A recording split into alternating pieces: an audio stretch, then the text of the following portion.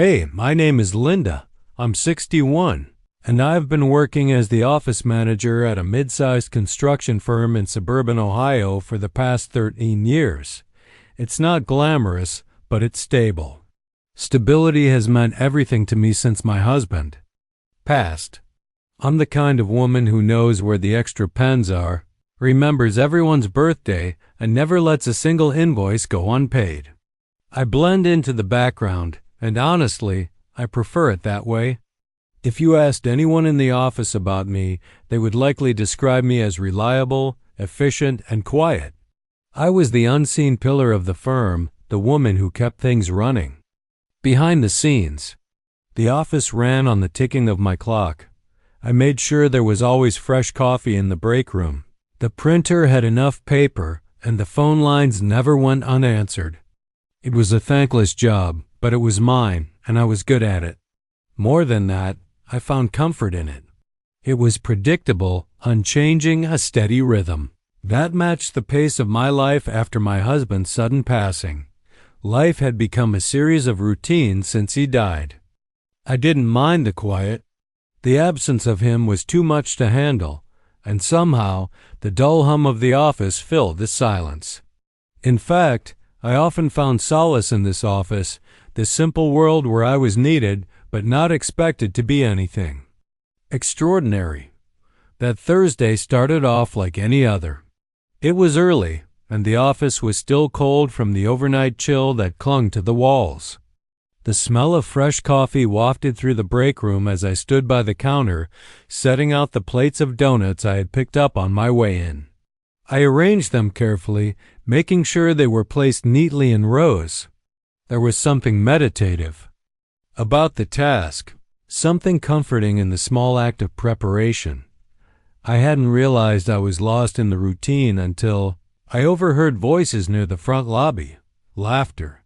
The deep voice of a man young, maybe in his 30s, and then the familiar voice of my boss, Mr. Hill, chuckling in his usual way. "Come on in.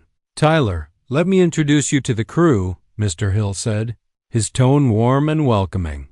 I froze mid-step, the plate of donuts in, my hand almost slipping. Tyler, the name echoed in my mind. I knew that name. Tyler Hill, Mr. Hill's son. I hadn't seen him in over a decade. The last time I saw him, he was just a polite college kid helping out one summer, his khakis always. A little too neat for someone working in a dusty archive room. But that was before he'd graduated, before life had taken him on his own journey. I couldn't help but wonder how much he had changed. I turned and caught a glimpse of him as he stepped into the office with his father. He was taller now, much taller than I remembered, his broad shoulders filling the doorway as he walked into the room with an easy confidence. His dark hair was swept back casually, and there was something different about the way he moved. His posture was different. He carried himself like someone who belonged in the world, like he had carved out a space for himself. His blue eyes were sharp and alert, a little colder, but more focused than I remembered.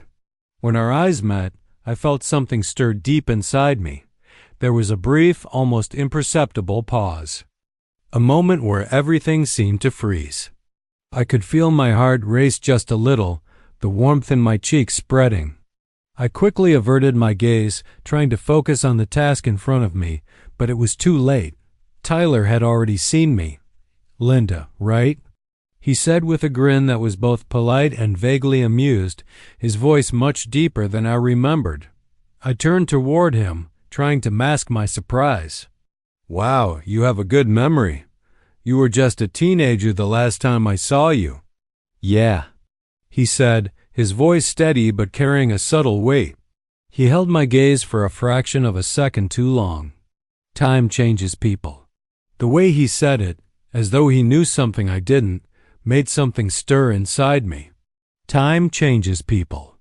The words lingered, dancing in my thoughts, stirring up a long-forgotten restlessness. He wasn't the same kid I remembered. There was something else, something in the way he looked at me, something that I couldn't quite place. I felt flush, uncomfortably warm, and I quickly busied myself with the donuts, feeling like I needed to do something, anything, to keep my hands occupied. "You've grown up," I murmured, unsure of what to say. "I almost didn't recognize you." He smiled at me again, and for a second, I could have sworn his eyes softened. He nodded slightly, as if contemplating my words. Time changes everyone. The rest of the day passed in a blur of emails and meetings. I couldn't focus.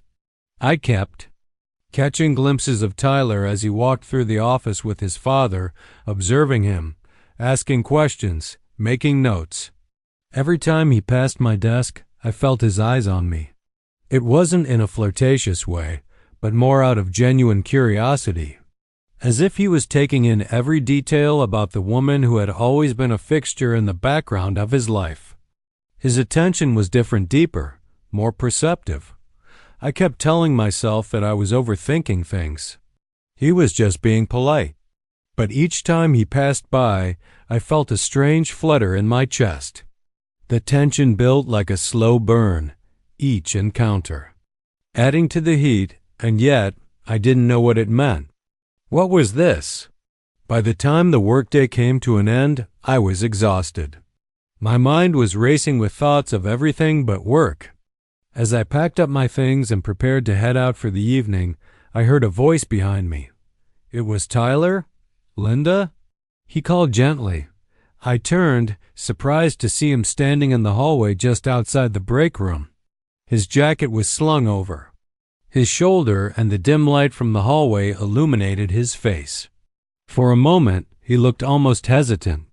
There was a strange kind of vulnerability in the way he stood, as though he was about to say something important but wasn't sure how to begin. "Can I ask you something?" he asked, stepping closer. I nodded, feeling the weight of the moment settle between us. "Of course." His eyes searched mine for a moment, almost as if he was trying to read me before he spoke. "Are you happy here?" His question was simple, but it carried an edge of something deeper, something raw. I mean, in this job, in this routine, ... I blinked, caught off guard. No one had ever asked me that before, not in the way he had. I had been here for years, decades even. This place, this routine, was my life. But I had never really stopped to consider whether I was happy. I just ... existed.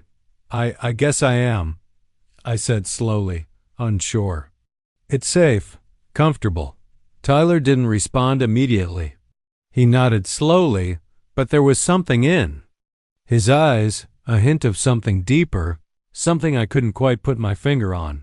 "Comfort's not always the same as happiness," he said softly, and then, as quickly as he had appeared, he was gone, just like that.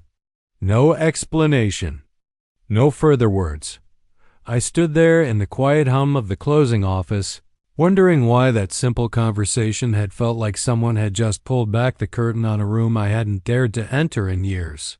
Something had shifted, not just in the air, but inside me. And I had no idea where it would lead, but I knew one thing: things were about to change. The days that followed were a blur, a strange mix of routine and annoying uncertainty that refused to let go. I tried to shake it off, convince myself that I was just overthinking things, but Tyler's question, "Are you happy here?" kept echoing in my mind, refusing to be drowned out by the usual office noise. The way he'd looked at me, the soft intensity in his eyes, lingered like an unspoken promise, as if he were waiting for me to acknowledge something I had buried deep within myself. I found myself replaying our conversation over and over, trying to find meaning where there might not have been any. He wasn't flirting, I told myself. He was just being kind, polite even to the woman who had worked in the background for so many years. But that didn't explain the way my chest had tightened when he'd asked if I was happy, or the way his voice had lowered when he'd said, "Comfort's not always the same as happiness." It was a question I hadn't been prepared for, a question that made me wonder, was I happy? I had spent so many years building my life around routine, around what was comfortable and predictable. When my husband died, routine became my anchor. I clung to it because without it, I wasn't sure who I was anymore. The quiet days at the office, the simple tasks I had mastered, these things kept the chaos at bay. But Tyler's question had thrown me off balance. Was I living, or was I just existing? On Monday morning, I arrived at the office earlier than usual, hoping the quiet of the building would help clear my mind. The sun had just started to rise, casting long shadows across the floor of the lobby. I made my way to the break room, and as I poured myself a cup of coffee, I tried to center myself. I knew I needed to focus on work after all, that's what I was good at. But the nagging thought of Tyler's question wouldn't leave me. I was standing there, lost in my own thoughts, when I heard a soft knock at the break room door. I turned, expecting to see one of my colleagues, but instead, it was Tyler. "Morning," he said, a casual smile spreading across his face, but there was something in his eyes, something different. His presence seemed to fill the room in a way that made everything else fade into the background. "Morning," I replied, gripping my coffee cup a little tighter than necessary. There was something about him, something about the way he looked at me that made me feel more aware of myself than usual. "I thought I might find you in here," he said, his voice warm but steady. He took a step closer, and I noticed how the sleeves of his shirt were rolled up, revealing the strong, tanned arms beneath. It was a small detail, but it made me feel strangely self-conscious. "I wanted to ask if you'd be willing to go over some of the project files with me later. My dad says you know more about how this place runs than anyone." His words, though professional, held an undertone of something else. I couldn't quite place it, but there was a familiarity in the way he spoke to me, like we weren't just coworkers, like there was something more. I nodded, trying to push the feeling aside. "Sure, of course," I said, trying to keep my voice steady. "Just let me know when." He smiled again, a soft, genuine smile that made my heart race in a way I wasn't prepared for. "Thanks, Linda. I really appreciate it." And then he was gone, just like that, leaving me standing there with the lingering warmth of his presence still hanging in the air. The rest of the day passed in a haze. I tried to focus on my work, but my mind kept drifting back to Tyler.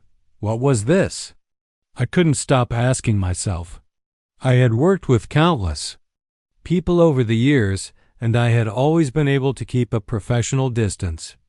But there was something about him, something that made me feel like I was seeing him for the first time, like I was seeing something in myself that I hadn't noticed before. At lunchtime, I found myself looking for him, hoping to catch a glimpse of him walking through the office. I knew it was ridiculous. I had no reason to feel this way, but I couldn't help it. Tyler's presence had gotten under my skin, and I didn't know how to shake it. Later that afternoon, we met in the small conference room to go over the project files. The moment we sat down across from each other, I felt a strange charge in the air. It wasn't overt, but there was something unspoken between us, something that neither of us acknowledged but that lingered in the space between our words. We spent the next hour going through spreadsheets, invoices, and project notes. Tyler asked insightful questions, took diligent notes, and seemed genuinely interested in what I had to say. But there was more to it than that. His eyes kept meeting mine, and each time they did, I felt a flutter in my chest. It was like he was trying to see beyond the surface, like he was searching for something deeper within me. At one point, he leaned back in his chair, stretching slightly. His shirt pulled tight across his chest, and for the first time, I noticed the way his muscles shifted beneath the fabric. My breath caught in my throat, and I quickly looked down at the papers in front of me, trying to steady my racing thoughts. "You know," he said, breaking the silence, "you have a really calm way about you. It makes all this stuff easier to understand." I looked up at him, trying to gauge his intent. There was something more in his voice now, a quiet warmth that made my heart beat a little faster. "I've been here a long time. I said, my voice soft, almost shy. You learn how to keep things steady. I like steady, he said, his voice lowering just a little, the words hanging in the air. The way he said it made me feel seen in a way I hadn't been in years. It wasn't just about work anymore. It was about something else, something I couldn't name. I cleared my throat and pushed the folder in front of me closed. That should give you a good start, but he didn't move right away. He just sat there watching me as if waiting for something. For a moment, I thought he might say something that would make everything clear. But instead, he simply said, "Would you ever want to do something else? I mean, outside this office." His question wasn't about work, I realized. His tone had shifted, the casual professionalism replaced with something more personal, more probing. And that scared me. I hesitated, my fingers tightening around the edge of the table as I searched for the right words. I used to, I said, my voice quiet. I used to dream about other things. What happened? He asked, leaning forward slightly, as if he were genuinely interested in the answer. Life happened, I said with a shrug, feeling the weight of the words. Marriage, bills, responsibilities. Then loss and routine becomes the way you keep moving. Tyler's expression softened. He didn't speak right away. Instead, he leaned back in his chair, his eyes never leaving mine. The silence between us stretched for what felt like an eternity, and I realized then that it wasn't an uncomfortable silence. It was one that invited understanding. Maybe it's time to think about dreaming again, he said softly. The words hit me harder than I expected. I laughed, but it wasn't a carefree laugh, it was a nervous one, as though I wasn't sure how to respond. Was he flirting with me? Was I imagining this? I couldn't tell if he was being sincere or if I was projecting my own desires onto him. But whatever it was, it left me shaken. That evening, I stayed later than usual, finishing up reports and trying to push aside the strange tension that had settled in my chest. As I packed up my bag, I noticed something, a small envelope tucked underneath my coffee mug. My name was written on the front in neat, elegant handwriting. I stared at the envelope for a long moment before reaching for it, my hands trembling slightly. What was this? What did it mean? I opened it slowly, careful not to tear the paper. Inside there was just one simple sentence written in Tyler's hand. Maybe we both need to listen more.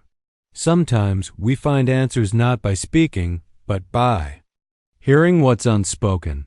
Dinner? Tomorrow, 7 p.m. Tyler. My heart skipped a beat and suddenly I didn't know what to think. What was happening between us?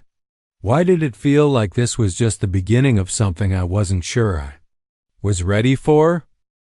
The next morning, I sat at my desk staring at the small envelope Tyler had left for me the previous evening. The words, though simple, seemed to burn into my thoughts like a slow flame. Maybe we both need to listen more. Sometimes we find answers, not by speaking, but by hearing what's unspoken. I had read the note over and over, the weight of it pressing down on me with every pass. Dinner at 7? What did this mean? Was this an invitation for more than just a casual meal? My pulse quickened at the thought, and yet there was a strange calm inside me. Perhaps it was because, in his words, there was an invitation for something deeper, something beyond the surface of our everyday exchanges, beyond the boundaries of office decorum. As the morning wore on, I could barely focus on work. The usual hum of the office, the sound of typing, the conversations passing by, it all felt distant. My thoughts kept drifting back to Tyler. What was he thinking? Why had he left the note? Was he merely curious about me as a colleague, or was there something more? I had spent so many years building walls around myself, keeping people at arm's length, too afraid to open up again. My husband's death had been a turning point in my life, and ever since, I had retreated into a quiet, controlled existence. But Tyler, He had breached that wall in a way I hadn't anticipated. His presence, his questions, the way he saw through me, it was as though he was gently pulling at the threads I had so carefully woven into my life. The morning passed in a haze, and when lunchtime came, I couldn't sit still. The break room, usually my sanctuary, felt suffocating. I needed air. I needed to clear my mind out, so I left the building, taking a long walk around the block. The city was busy as usual, but I didn't hear the bustle. I didn't see the cars or the people rushing past me. My thoughts were consumed by that note, by the question it posed, should I go? Should I even be considering this? By the time I returned to the office, my mind was still a whirlwind, and the familiar routine felt more like a cage than a comfort. I tried to bury my thoughts in the paperwork, but it wasn't working. The clock on the wall ticked steadily, each second dragging me closer to 7 o'clock. When the day finally ended, I packed up my things slowly. I checked my watch. 6:30 p.m. Was I really doing this? I was about to meet a man, Tyler Hill, no less a man who had been a distant figure in my life for years, a man who now seemed to be something else entirely. I stood in front of the mirror at home, adjusting the dress I hadn't worn in what felt like ages. It wasn't flashy, simple, navy blue, knee-length. But when I looked at myself, I saw someone who hadn't let herself be noticed in a long time. The woman in the mirror was still me, but different. I saw strength, vulnerability, and a quiet desire to feel something more. As I stood there, making sure every detail was just right, my mind flitted to my husband. I hadn't allowed myself to think of him in a long time, but tonight, I could almost feel his presence, his quiet understanding, his love, his warmth. Would he have wanted me to live this way, wrapped in my own quiet grief, never allowing anyone to truly see me? Or would he have encouraged me to embrace life again, to step into the unknown? I didn't have the answers. But I knew one thing. I was no longer content to hide. Not from myself and not from Tyler. At 6:55, I stood outside the bistro where Tyler had asked us to meet. The small restaurant was tucked away on a quiet street, its windows glowing with soft yellow light. It was the kind of place you only discovered by accident, the kind of place where you could have an intimate conversation without the world intruding. The moment I stepped inside, I spotted Tyler sitting at a small table near the window, his back to the light. He looked different, more polished, more mature than I remembered. But there was something familiar in the way he smiled as he caught sight of me walking toward him, something that made the tension in my chest ease just a little. "Linda," he said, standing as I approached. His smile widened, and his eyes, those piercing blue eyes, were soft, welcoming. "Hi, Tyler," I said, my voice a little breathless despite myself. I sat down, and for a moment, we both just looked at each other. The conversation that had always been so easy in the office suddenly felt like it was loaded with unspoken meaning. The clinking of silverware, the murmurs of other diners, it all seemed to fade into the background, leaving just the two of us in our own quiet space. Tyler broke the silence first. "I'm glad you came," he said, his voice low, sincere. "I wasn't sure you would." I smiled faintly, feeling the weight of the evening settle on my shoulders. "I wasn't sure either," I admitted, "but I'm here." "I know it's unexpected," he said, hesitating as if he was choosing his words carefully. "I don't want to make you uncomfortable. I just ... I wanted to see if you were open to talking, to listening." His words hung in the air, and for a moment I didn't know how to respond. What was he really asking? Was this just dinner between colleagues, or was there something deeper at play? Before I could formulate an answer, the waiter arrived and we both turned our attention to the menu. We ordered quietly, the tension in the air palpable as we fell back into silence. But it wasn't an uncomfortable silence. It was one filled with anticipation, with an unspoken understanding that something important was happening between us. As the meal progressed, the conversation shifted. We started talking about work, about life, about the years that had passed since we'd last spoken. But the topics were only surface level.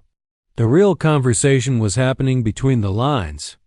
The way Tyler listened to me, really listened, with an intensity I wasn't used to, was unlike anyone I had encountered in years. We talked about my life before the office, before the routine. I told him about my marriage, my husband, my dreams I hadn't dared to acknowledge in so long.